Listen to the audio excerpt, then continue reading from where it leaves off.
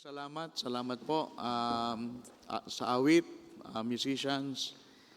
Ano ngayon Grandparents' Day, kaya maganda naman na papakinggan natin ng mga awit buhat sa ating mga lolo at lola.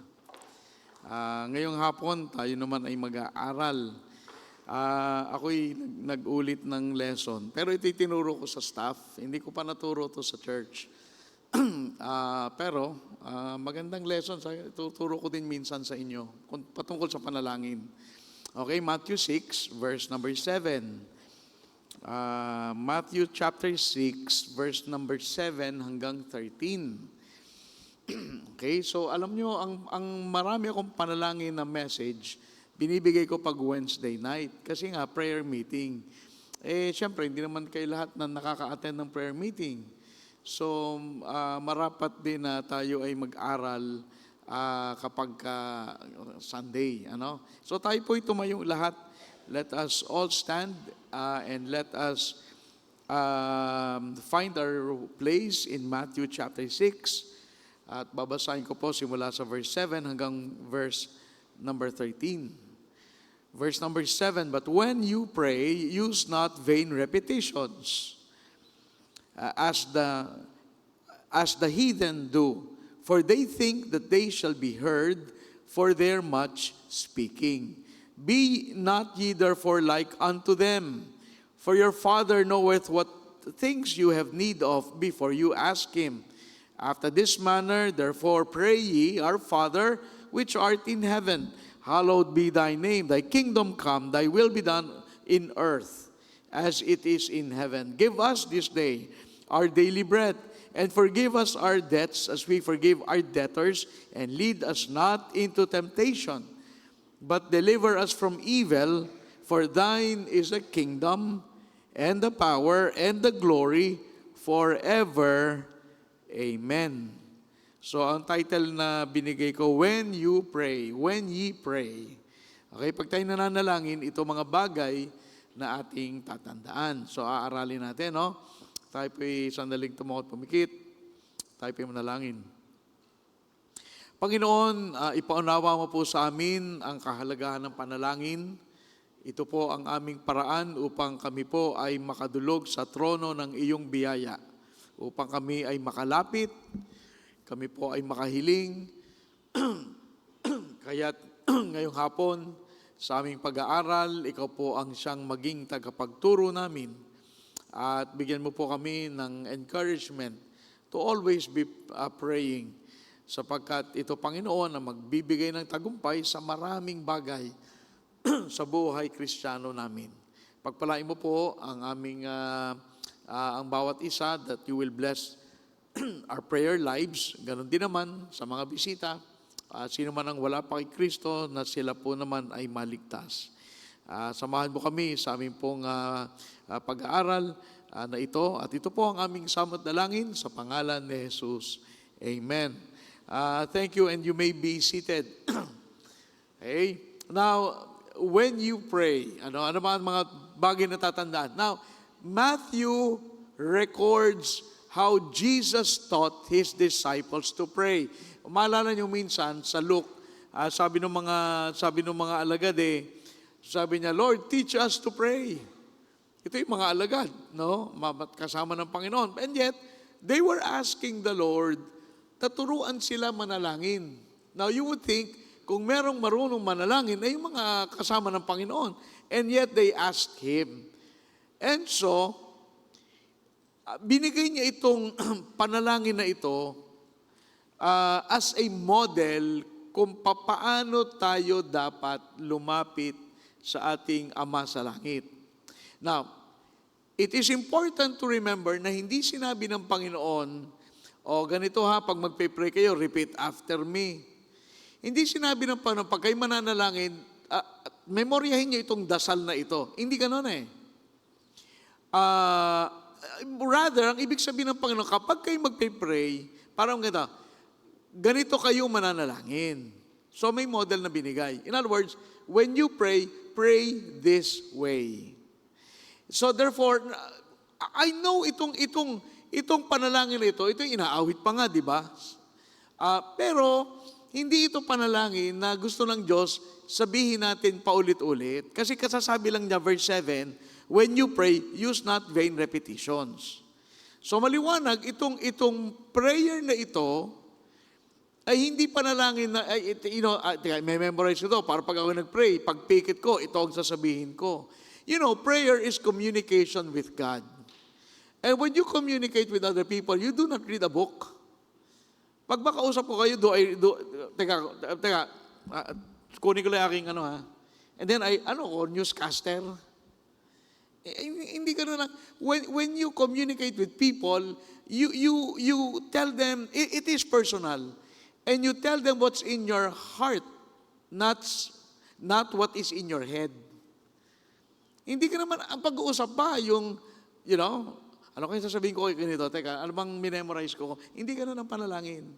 Kasi ang panalangin, when you talk to other people, hindi ka naman nagbabasa eh. Now, I guess ang exception,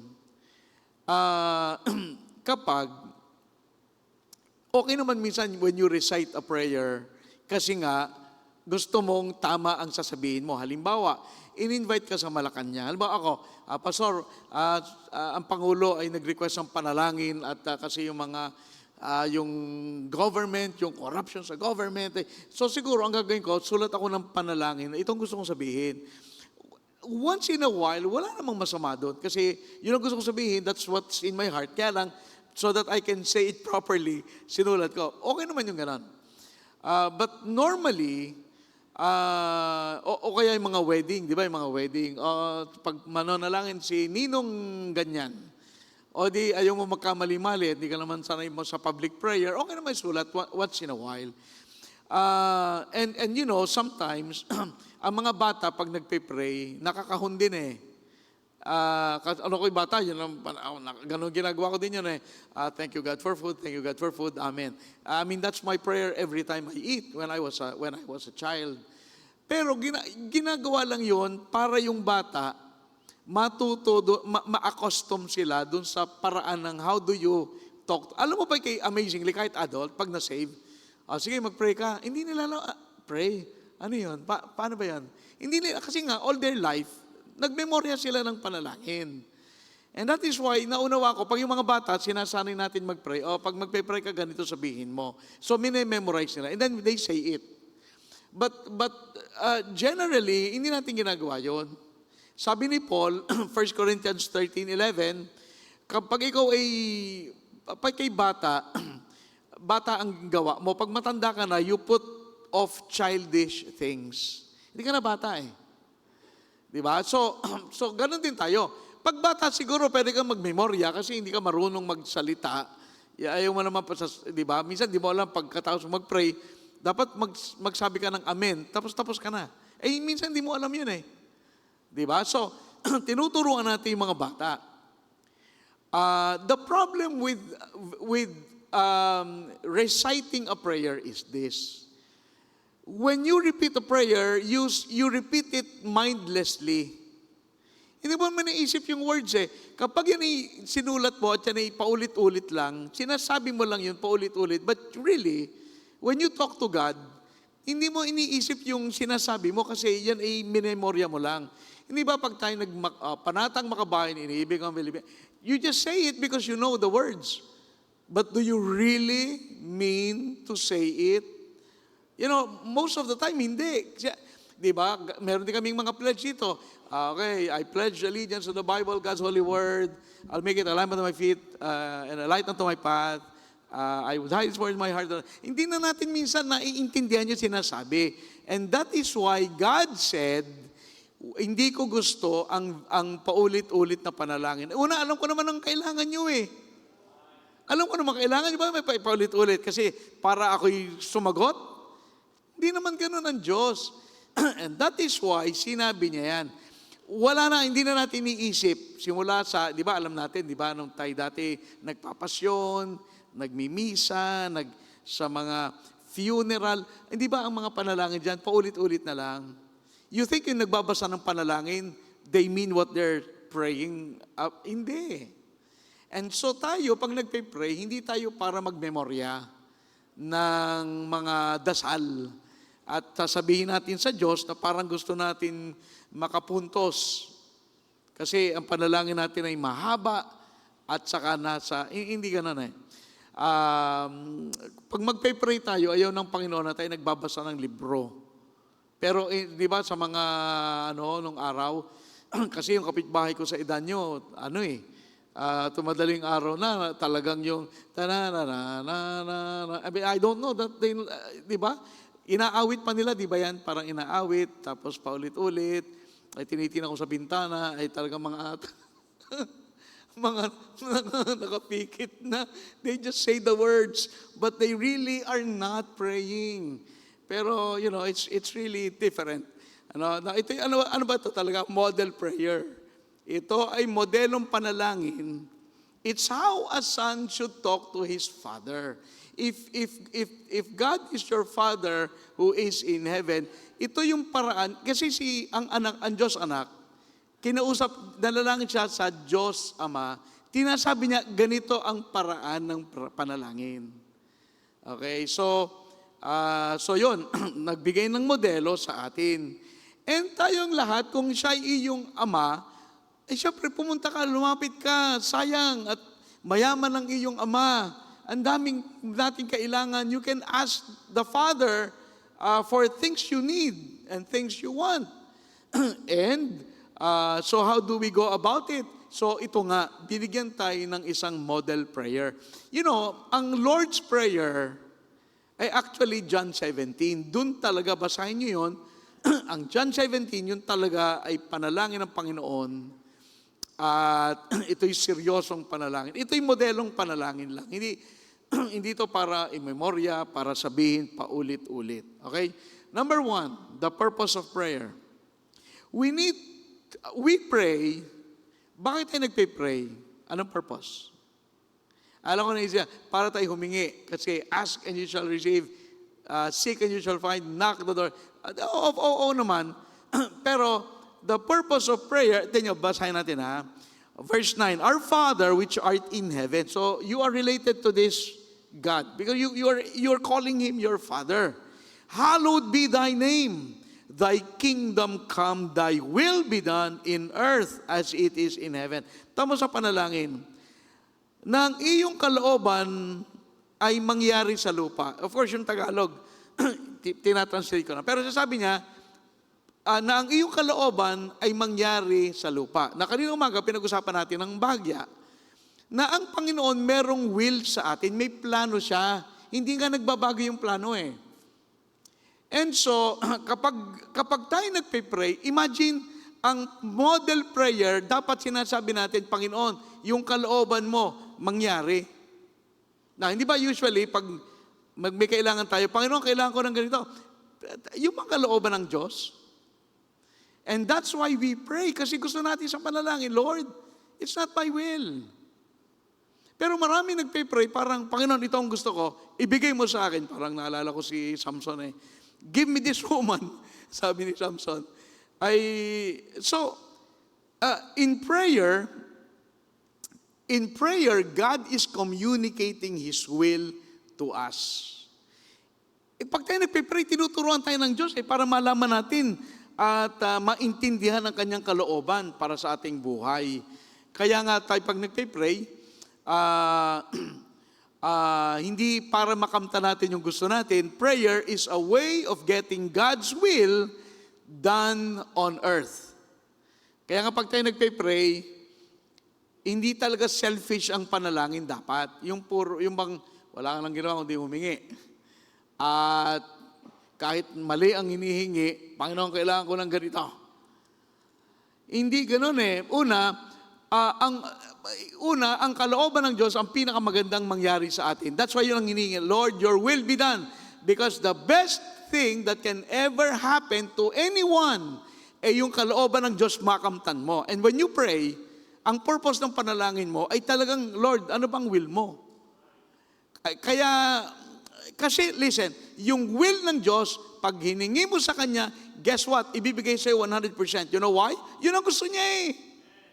Humingi ka ng ayaw ng Diyos, Panginoon, bigyan mo ako 1 milyon. Bibigyan ka? Ay buti kung yun ang kalooban. You see, when you pray, Lord, ano ang parang, in a way you're saying, Lord, thy will be done. Lord, may your will be done in my life, in my health, in my family, in my children, in my ministry. Yun ang hiningi natin eh. Hindi tayo nagpe-pray, Panginoon, bigyan mo ako ng malaking church, maraming tao. Bigyan mo ako, Panginoon, ng magandang sasakyan. Hindi ganoon. Pag tayo nagpe-pray, tinuturuan tayo actually ng Diyos para hingiin yung tama. Kasi alam ng Panginoon, a lot of times hindi natin alam ang ating sinasabi.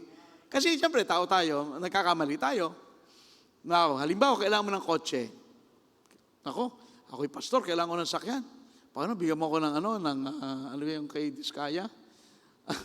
Bigyan mo ko ng Rolls Royce. Ganun ba yun? Now, pag tayo nagpe-pray, una, ibibigay ng Panginoon sa atin yung ayon sa kalooban niya, di ba? You think kalooban ng Panginoon, bigyan tayo ng mga mamahaling sasakyan? I don't think so. Kasi, teka ha, dali ha. Matthew 7:11. Tingnan mo Matthew 7:11. If you then, being evil, know how to give good gifts unto your children, how much more shall your Father which is in heaven give good things to them that ask Him? So, ano ibibigay ng Diyos? Yung mabuti sa iyo, di ba? And that's why nagpe-pray tayo. Panginoon, gusto ko yung kalooban mo. Really, hindi lang natin sasabi, Panginoon, huwag mong sagutin yung panalangin ko kasi mali. Pero pag nagpe-pray tayo, hinahanap natin talaga yung kalooban ng Diyos kasi guess what? Yun ang kanyang ibibigay. Hindi nga ibibigay sa iyo yung alam niyang hindi mabuti sa iyo.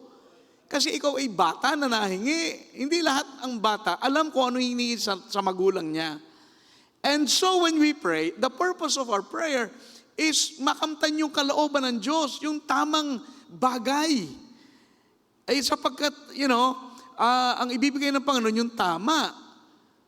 James 1:17, every good gift comes from above. And so, bibigyan tayo ng Panginoon ng mga bagay na mabuti sa atin. So, pag tayo nagpe-pray, ganyan yan. Yung kalooban, yun ang gusto na, yun ang tina-target natin. Kasi again, if it is not God's will, you won't get it. Hindi mo makakamtan eh. Bakit? Hindi yun. Every good gift, is that a good gift? Is giving you an expensive Range Rover, ikaw ay missionary. I mean, you think, bakit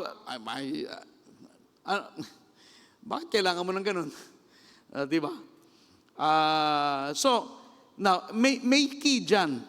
John 15:7. O, itong key pag nagpe-pray. John 15, verse 7. Basta pag nagpe-pray, hinahanap natin yung kalooban ng Diyos. Kasi yun ang pinakamagaling. Okay, John 15:7. If you abide in me and my words abide in you, you shall ask what you will, and it shall be done unto you. Tanyo, you shall ask what you will. Pero, may condition, di ba? O, manahan kayo sa akin. Ang aking salita, mananahan sa iyo. Kapag ako ay nanahan sa iyo at ang aking salita, ibig sabihin, you are thinking the thoughts of Christ. When you are praying and your thoughts are like the thoughts of Christ, guess what? When you ask, it's the right thing. Kasi nga, you're not being covetous, you're not being selfish, you're not being greedy, you're not being vengeful. Alam ng Panginoon. And so, sapagkat tayo'y nananahan kay Kristo at ang kanyang salita ay nananahan sa atin, ang sabi, humingi ka at ibibigay ko sa iyo. Sapagkat tama ang hihingiin mo. As long as you abide in the Lord, as long as you stay within His Word. Pag ikaw ay hihingi, kung ganun ang kondisyon ng iyong puso, ibibigay sa iyo. Kaya nga sabi, ask of what you will, and it shall be done unto you. But are you abiding in Christ? Are you abiding in His Word? Ba naman, hindi nagbabasa ng Bible. Are you abiding in, di ba? And my words abide. In other words, kapag ang kaisipan ni Kristo nasa isip mo, at ang salita ni Kristo ang nananahan sa iyo, paghingi mo, tama? ay pag tama ang hiningi mo, ano sabi? Ibibigay, di ba? Oh. And so, now, meron pang Holy Spirit. Ang Holy Spirit, tinutulungan tayong mag-pray. Kasi nga, hindi natin alam minsan mag-pray. Ang ating panalangin, Panginoon, bigyan mo ako ng ano ba, yung high-end na ano, hindi natin minsan alam eh. Kaya Holy Spirit, tinutulungan tayo na. Yun ang purpose actually ng Holy Spirit. Hindi ba, Romans 8, tinutulungan tayo eh. So, nananalangin tayo sa Ama, sa pamamagitan ng Anak, sa tulong ng banal na Espiritu. Yun ang sistema eh. Pag tatawag ko sa Ama, nakakatawag ako, nagpe-pray ako sa Ama sa tulong sa pamamagitan ng Anak, sa tulong ng Holy Spirit. Kaya may Trinity. So that, yung aking wini-will ngayon, yun yung wini-will ng Diyos sa akin. At pag yun ang hiningi ko, sakto, matatanggap ko yun. Kailangan, parehas kami ng will. Siyempre, will ng Panginoon, di ba nagkakamali? Ako ngayon ang babaguhin niya through the Holy Spirit.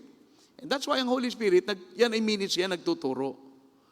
So, kapag tayo nanahan kay Kristo, ang ating kaisipan ay kagaya ng kaisipan ni Kristo. O, di tama. And that's why the prayer that gets to heaven is the prayer that starts in heaven. Ang panalangin na sasagutin ng Panginoon, yung panalangin na nagsimula sa langit, kasi yung kalooban ng Diyos eh. Hindi ang Diyos nabaw sa tao. Okay, sige, susundin ko ang iyong kahilingan. Mahal na anak, sige, yan ang gusto mo, bibigay ko sa'yo. Hindi ganun ang Diyos eh. Hindi ang Diyos nabobola. Hindi ang Diyos nabobola. Ang Diyos ay hindi naman siya nagkakamali. So ganito ang mangyayari. Bibigyan ka ng Diyos ng burden sa puso mo. May ilalagay sa puso mo. Panawagan o kaya mission. Kagaya Sir Nelson, after 16 years, nilagay sa puso niya ang Vietnam. Pinag-pray niya, sinagot siya. Bakit? Yun ang kalooban ng Diyos na siya ipumunta ron. Diba? Tamot sinagot. Sabi, paano kaya sasagutin ang panalangin? Okay, paano sasagutin ang panalangin mo? Make sure na yung hinihingi mo, yun ang gusto ng Diyos ibigay sa'yo. Ngayon, kung hingi ka ng mga bagay na para sa kayabangan, para sa kung ano pa man, ay wala. hindi ganun. Okay, so yung number 1, ang purpose ng panalangin, para humingi tayo ng kalooban, ng mga bagay ayon sa kanyang kalooban. At maintindihan natin pati, nagpag-pray tayo, sa tulong ng Holy Spirit, yung pala ang mas maganda. Okay, kung di ka nagpay-pray, malalaman mo ba kung ano dapat mong, hindi, kasi kailangan mo nagpay-pray. O pangalawa, ang provision. Okay, so balik tayo sa ating text, Matthew 6, sabi, thy will be done in earth. So yun ay purpose ng pangalan. Pangalawa, ang provision. Ang sabi, give us this day our daily bread. In other words, ang Panginoon gusto niyang isupply yung mga pangailangan natin. Diba? Philippians 4:19, my God shall supply all your needs. Psalm 23, my cup runneth over. So, ang Panginoon gusto niyang ibigay sa atin yung mga kailangan natin. So, sa verse 11, give us our daily bread. Hindi sinabi ng Panginoon, humingi ka ng lahat na gusto mo at kailangan mo. Basta, gusto mo ng 20 sasakyan. Parang hindi naman sinasabi dyan eh. Now, God will provide. Pero hindi niya sinabi, lahat ng hilingin mo, bibigay ko sa'yo. Kasi kung ang Panginoon, bibigyan tayo ng pera, na maraming pera, na hindi natin kayang ubusin hanggang tayo mamatay. Kasi humingi ka ng pera. Panginoon, bigyan mo ng pera. Bigyan ka ng pera, napakarami. Kapag binigay ng Panginoon sa atin, ang ating buhay ay hindi natin gagamitin para sa Diyos. At alam ng Panginoon yon. That's why, minsan, meron tayong mga pangailangan. Kasi alam mo kung maraming Kristiyano mayaman, hindi, wala sa church ngayong gabi. Nasa mall, naghahanap ng sale. Hindi, alam ng Diyos, alam ng Diyos ang ikot ng ating bituka more than we know ourselves. Hindi. Alam mo ang Panginoon, kaya ang Panginoon magsusupply. Pero wag natin isipin, ay lahat ng hihingi, genie, Ano ang Diyos? Genie? Hindi ganun eh. May mga, wala na magpe-pray kasi lahat na ng bagay, meron ka na. O, di ba? Kaya hindi tayo binigyan ng Panginoon ng unli supply ng pera hanggang mamatay tayo. Kasi kung ganon, we will not spend our life serving God. Siyempre, palayo tayo kasi may pera na tayo eh. Pero dito lang, sinasabi ng Panginoon, gusto ng Panginoon na tumingin tayo sa Kanya for provision every day. Lord, I need you. Kasi ganun ang Diyos eh. God wants to be needed by His children. Kaya tayo may pangailangan para tayo ay lumapit, humingi, mag-depend. Hindi lang yun, para mag-humble tayo. Minsan akala natin, kayang-kaya natin. Minsan akala natin, alam natin lahat. That's not the way. Now, yung daily bread, yung mga pangailangan natin araw-araw, na anong panahon nila sa wilderness journey, kailangan nila ng pagkain. So, mana. Now, yung iba naman, ang anong daily bread nyo? Trabaho. Kailangan trabaho araw-araw. Kailangan ng kliyente araw-araw. So, pinagpipray natin yan. So, pag meron tayong kailangan, mag-pray. Kasi yun ang tinuro sa atin. Ang panalangin ay, ang model ay, Lord, give us this day our daily bread. So, araw-araw, para tayo mag-survive, may kailangan tayo at yan ang hiningi natin sa Panginoon. Now, ang Diyos natin ay mapag-supply. Hindi madamot ang Diyos. Kung titingnan natin ang Matthew 6. Tingnan niyo sa Matthew 6, 25 to 34. And sabi niyan, 25, therefore I say unto you, take no thought for your life, what you shall eat, or what you shall drink, nor yet for your body, what you shall put on. Is not life more than meat, and the body than raiment? Dito, sinasabi na parang, huwag kayong mag-alala. Akong bahala. Ako ba naman, hindi ko ba naman kayo pakakain? Yun nga, mga ibon kumakain, hindi ko naman, ni ibon lang yun eh. Kayo pa kaya hindi ko pakainin? Yan sinasabi ng Panginoon. So, panalangin, ito ay, yan ang provision ng Panginoon sa atin. Tayo humihingi at lumalapit sa panalangin, sapagkat yan ang paraan ng Diyos para mag-supply sa atin, pero tayo ay hihingi. Naalala nyo sa Exodus, araw-araw umulan ng pagkain. 40 taon. Umuulan. Saka mo nakakita nun. Nag-backslide pa rin yung mga yon, by the way. Kaya ilan na lang nakapasok sa promised land. Si Caleb, Joshua, mga namatay. Bakit? Ay mga puro reklamo ang alam. Hindi na nasiyahan. Pinigyan ng Panginoon pagkain, pinigyan ng Panginoon tubig, ay wala. Now, ang problema lang, hindi natin minsan alam ano ang ating hihingiin. Hindi tayo humihingi rather. Ang problema, maraming provision ng Panginoon. Hindi lang tayo lumalapit para humingi. Pero humingi ka na humingi kasi wala namang problema. Yun ang provision ng Diyos eh. Gusto nga ng Diyos yun eh, na lumalapit ka parang anak, Papa, kailangan ko ng notebook at yung notebook ay ubos na. Last page na eh. Ikaw ba naman tatay, ayaw mo nang bilhin, di ba? Mura-mura na notebook eh. James 4:2, we have not because we ask not. Kaya tayo ay wala, ay hindi tayo humingi. O ay wala nga. Titignan nyo, kayo mga teachers Sunday school, ba't hindi naliligtas sa mga bata? Tanong, pinagpipray nyo ba? By name? Pinagpipray nyo ba sila by name, isa-isa? Panginoon, itong si Bernadette, ay hindi pa ito nasi-save. Ay sana, di ba? Dapat, because God can provide a lot of things. Kaya lang tayo dapat humihingi. Okay, pangatlo, the pardon of prayer. Tingnan nyo ang verse 12. Ito ay model ng panalangin, ha? Nakita natin yung purpose. Ang purpose ay para mangyari ang kanyang kalooban, hindi mangyari yung gusto ko, period. Pangalawa, ang panalangin ay para sa paghingi. Kasi gusto ng Panginoon tayo lumalapit. Alam na ng Diyos kung anong kailangan na, pero gusto ng Diyos, tayo humihingi, lumalapit. And then He will provide. Ang pangatlo, yung pardon. Kasi tayo, Simon natin, verse 12, and forgive us our debts as we forgive our debtors. So patawarin mo kami sa aming kasalanan. Now tayo Kristiyano, at kahit tayo Kristiyano, bagamat naligtas na tayo, nagkakasala pa rin. Wala namang Kristiyano after salvation, wala nang kasalanang nagawa. Walang ganon. Kasi nung tayo naligtas, napatawad yung kasalanan in general. Napatawad yung mga yan. Forgiven already.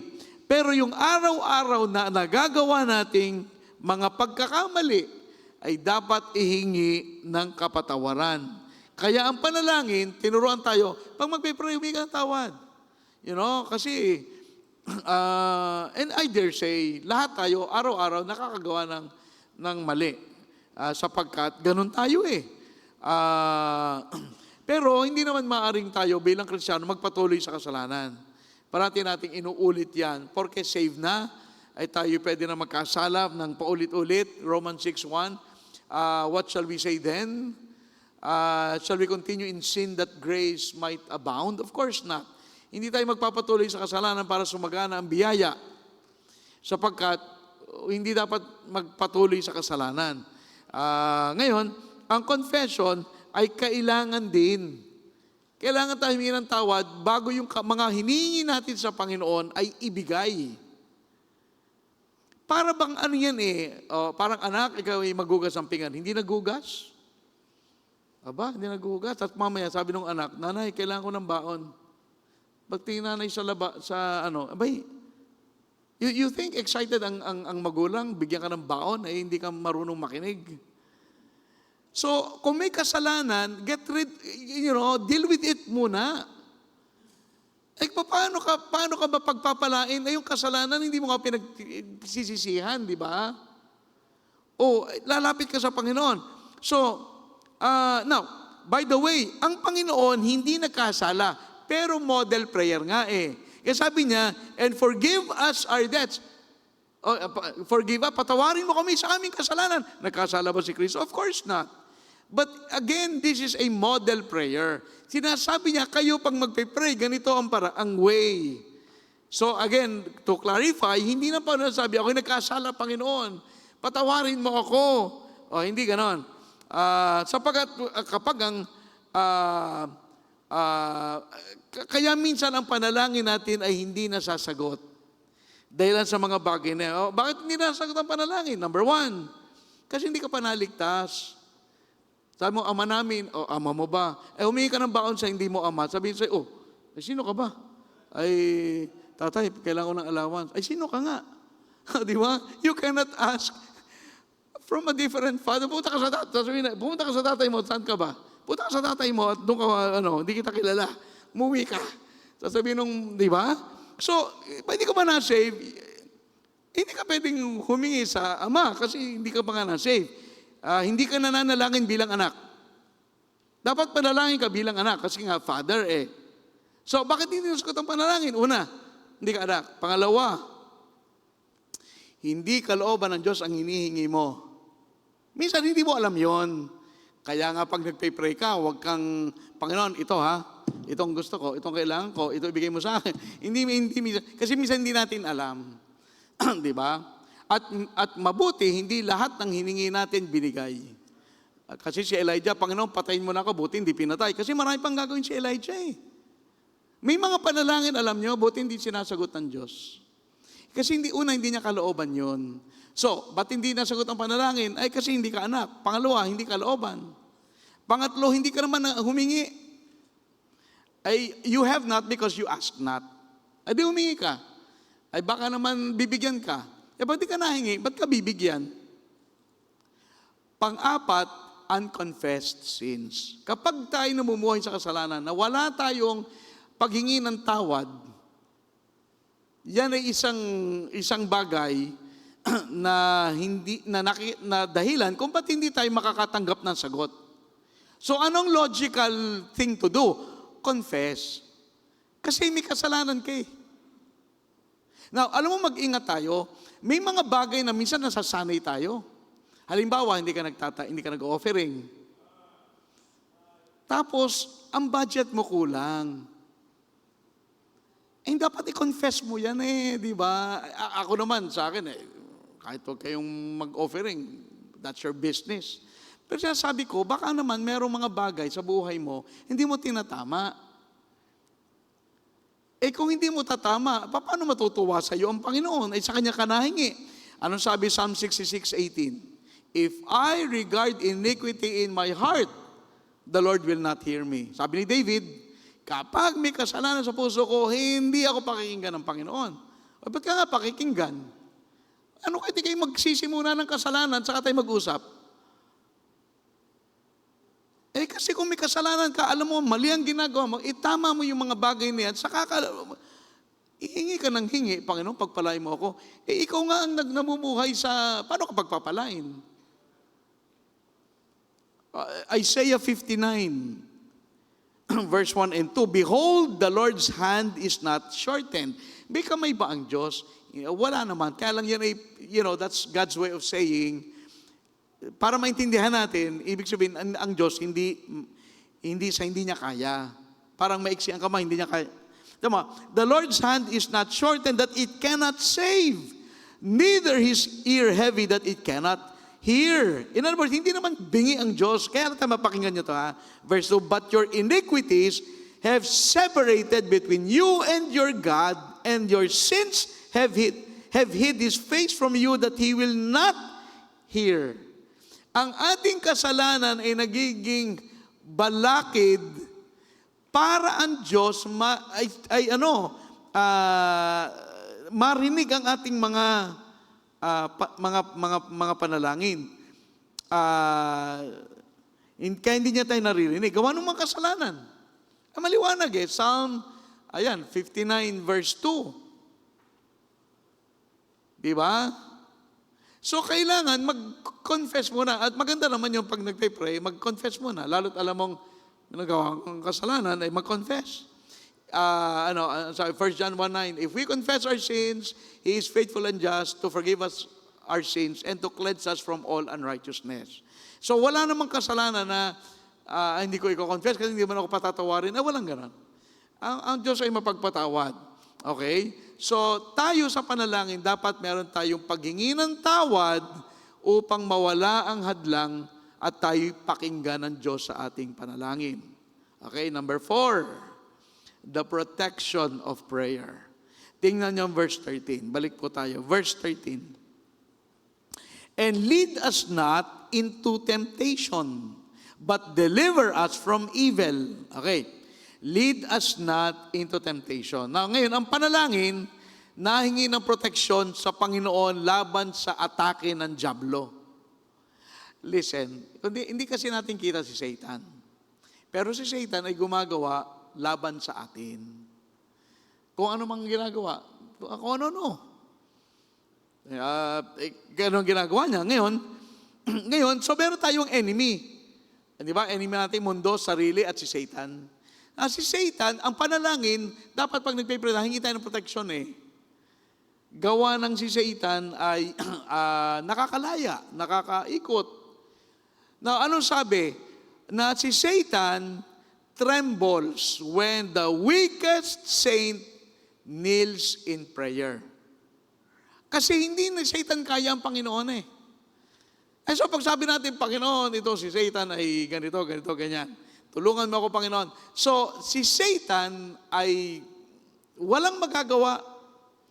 Kaya dapat humingi tayo sa panalangin ng proteksyon. Panginoon, ingat, Now, it seems sa tema ng pananalita, di ba, tanyo po, verse, and lead us not into temptation. Tanong, para sa Tagalog, wag mo kaming, di ba pag sa Tagalog, without careful analysis, wag mo kaming dalhin sa tukso. Teka, tinutokso ba tayo ng Diyos? Hindi naman tayo pwedeng tuksuin ng Diyos. Ano ibig sabihin yan? Kasi, pag tinignan mo sa James 1:13, pakinggan niyo ito sabi, Let no man say when he is tempted, I am tempted of God. For God cannot be tempted with evil, neither tempteth He any man. Neither tempteth He any man. Ang Diyos, hindi tayo tinutokso para magkasala. Now, yes, sinusubok tayo, pero hindi ang Diyos, sige, magkasala ka. Si Satan yun. Now, kung ang Diyos ay hindi tayo dinadala sa pagkakasala, anong ibig sabihin ng sinabi na yun? And lead us not into temptation. Probably ito ibig sabihin, Panginoon, protektahan mo ako, otherwise ako'y papunta sa, mahulog ako sa kasalanan. Alam mo mga kapatid, minsan akala natin ang kasalanan kayang-kaya Kayo mga kabataan, kayo mag-isip-isip. Hindi, wala. Kung si David ay bumagsak sa kasalanan, sino kayo? Sino ako? Huwag kayong masyadong magagaling. Ay, kaya siya sabi ko, ay, hindi na ako magde-devotion. Kaya, para bang ano, kaya mo yung mga tukso, kaya mo yung mga, di ba? Mamaya, may kaaway ka na. Nagalit ka, hindi mo kinaya ang damdamin mo, o kaya, alam mo yun, and that's why we pray, kasi may mga forces na lumalaban-laban sa atin. Kawa tayo anak ng Diyos. And so, maraming ganun eh. So, dapat we pray for protection. Otherwise, hindi natin kakayanin. Now, punta tayo sa 2 Peter 2, verse 9. 2 Peter 2:9. 2 Peter 2:9. The Lord knoweth how to deliver the godly out of temptation. Ang Diyos ay kaya tayong iligtas sa mga bagay na yan. Okay? And that's why we need to call upon God, Lord, help me. Tulungan mo ko ngayong araw na to sa mga ganyan. Now, we cannot go on sinning. Hindi maaaring tayo tuloy-tuloy sa kasalanan. Ngayon, ilang beses tayo ng Diyos patatawarin sa kasalanan? Well, ang sabi niya kay Peter, sabi ni Peter, Lord, hanggang kailan ako magpapatawad? Matthew 18, verse 21 hanggang 22. Sabi ng Panginoon, 70 times 7. Yun ay 490, isang araw. Pero ang ibig sabihin ng Panginoon, as long as it takes. You keep forgiving, at ganun ang Diyos. Now, kailangan naman, inaasahan ng Diyos at a point in our life, you stop sinning. Ano naman maaaring ang buhay natin? Ay, ako'y magkakasala, hingi akong tawad, magkakasala, hingi na niloloko mo ba ang Diyos?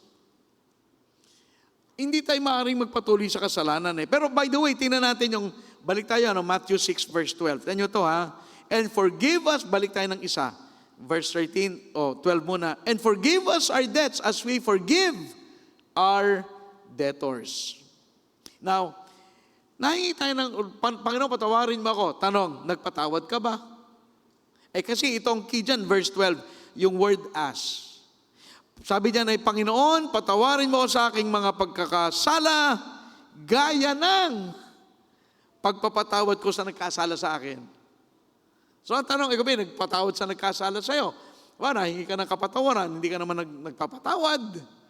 Dapat ganyan. And so, ang panalangin natin ay, meron tayong paghingi ng proteksyon.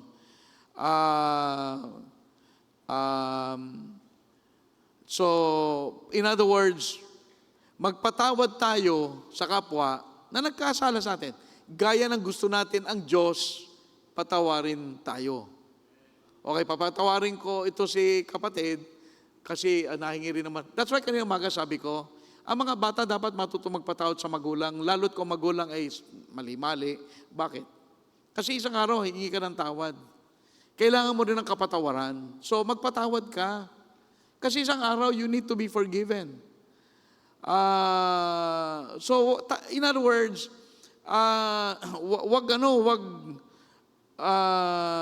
yung mga grudges, get rid of them. It doesn't help. And number 5 and last, the praise of prayer. Okay, verse 13, for thine is the kingdom and the power and the glory forever. Amen. Now, ang Panginoon sa kapanalangin nito, winawakasan niyang panalangin sa magitan ng praise. And nagpupuri siya eh. Alam mo, kahit naman ano ang mangyari sa atin, minsan nagpe-pray tayo, may pangailangan. Sa kabila ng mga pangailangan o karamdaman o pagsubok, we can still praise God. Kasi una, it could be worse.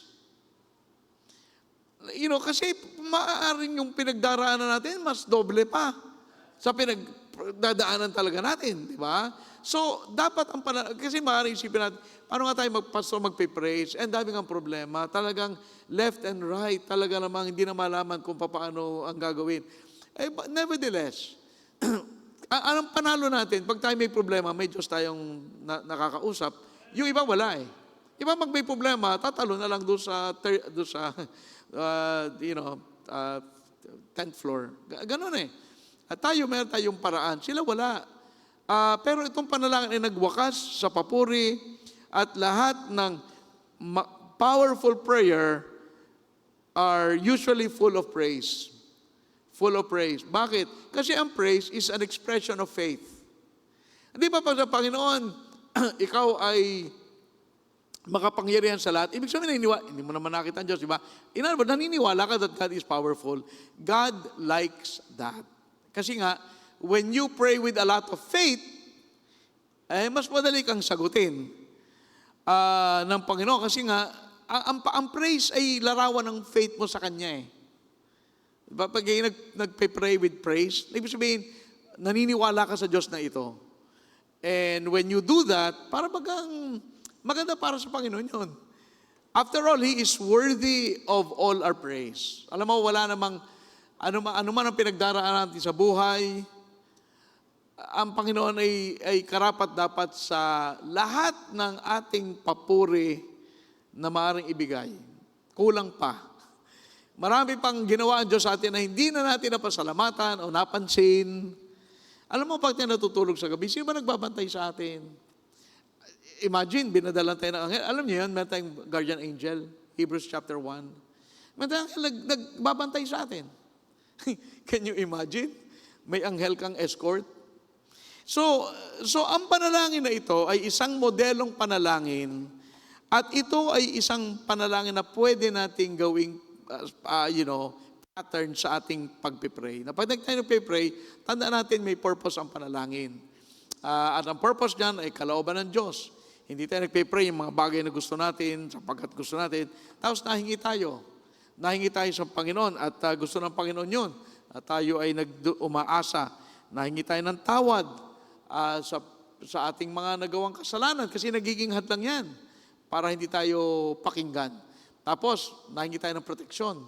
Kasi pinakita ng Panginoon na, at tayo ay very vulnerable. Very vulnerable. Konting bagay, pwede tayo ma-discourage, o kayo manghina. So, kailangan natin ng proteksyon. And then, of course, pag tayo nagpe-pray, we need praise. We need to praise God. And sinasabi lang natin na, Lord, Ikaw ay worthy, Ikaw ay mabuti, naniniwala kami sa iyo. Di ba? Naniniwala ka ba na yung hinihingi mo kayang ibigay? Ay, di ba faith yon? So gusto ng Panginoon ang praise. Kasi when we praise God, ibig sabihin, meron tayong kumpiyansa na ang Diyos natin ay mabuti, makapangyarihan, at kaya niyang ibigay sa atin ang mga bagay na yan. So yan ang ating, kapag nagpe-pray, yan ang isang modelong panalangin. Hindi para ulit-ulitin natin yung isang, di ba, yung paragraph. Hindi. Yan ay paraan lang para turuan tayo paano tayo lumapit. Okay, tayo po tumayo. Let us all stand. Tayo po ay tumungo at pumikit. Tayo po ay manalangin. Let's pray. Panginoon, kami po ay patuloy na turuan mo sa paraan ng pananalangin. Marami po kaming pangailangan. Marami kaming mga nasa puso nais na ilapit sa iyo. Minsan hindi namin alam kung paano kami hihingi. Hindi namin alam kung anong tamang bagay para hingiin. But Lord, I pray that you will help us to believe in you. At salamat sa banal na Espiritu na siya po ang nagtuturo sa amin, nag-uudyok sa amin to believe and say the right things. And so, Panginoon, Ikaw po ang patuloy na magturo sa amin sa paraan ng panalangin. Ikaw po ang magbigay ng kapatawaran sa aming mga nagagawang pagkakasala at ibigyan mo kami ng iyong proteksyon laban sa mga masasama na mga elemento upang kami po ay hindi mahulog sa pagkakasala. Kaya Panginoon, kami po ay nagpupuri sa iyo, nagpapasalamat kami. Ikaw ay Diyos na mabuti at karapat-dapat. And we pray na kami po ay patuloy na palaguin mo sa aming prayer life. Give us, Lord, a prayer life. Bilang iyong mga anak, mahalaga po na naaalagaan namin ang panalangin sapagkat ito po ay bahagi ng aming pananampalataya. Pagpalain mo po ang pangailangan ng bawat isa, ano man po ang pangailangan, ikaw po ang magkaloob sa aming pong mga narito na wala pa kay Kristo. At tulungan mo, Panginoon, na sila ay makamtan ng iyong biyaya at sila po ay magkaroon ng panampalataya ng dugo ng iyong anak na si Kristo noong siya'y ipinako sa krus ng Kalbaryo ay sapat upang ang aming mga kasalanan ay malinis at mahugasan. At tulungan mo kami, Panginoon, na makalapit sa iyo sa pananampalataya. Pagpalain mo po ang aming invitation. Ito po ang aming samadalangin sa pangalan ni Jesus. Habang lahat ay nakatungo, nakapikit, ang ngayong hapon, if you'd like to come for prayer, alam niyo po, ang panalangin ay kailangan nating lahat. And we need to pray na tulungan tayo ng Panginoon na yaman pa natin higit ang ating prayer life. Sapagkat alam nyo, listen, lahat po ng bagay pwedeng ibigay ng Diyos, but you need to learn to ask them. Hindi ka naman bibigyan ng Diyos, hindi ka nahingi. Kailangan matuto po tayo na humingi sa Diyos at kilalanin natin na siya ay ating Ama at tayo'y Kanyang anak. Sa ating maraming pangailangan, mga suliranin, sa magitan ng panalangin, nakakamta natin ang mga bagay na ito. And I don't know about you, but I have a lot of needs. Marami akong kailangan. And that's why I need to be praying more. Now, if your prayer life is not what it ought to be, ipanahingin mo sa Panginoon. Magandang prayer request yan. Panginoon, turuan mo akong manalangin sa kabisihan ng aking buhay at schedule. Nakakalimutan ko na ang bagay na ito. So, ilapit natin sa Panginoon at upang tayo turuan ng Panginoon na magtagumpay sa bagay na ito ng ating buhay. Okay? Habang lahat ay nakatungo, nakapikit, patuloy tayong manalangin.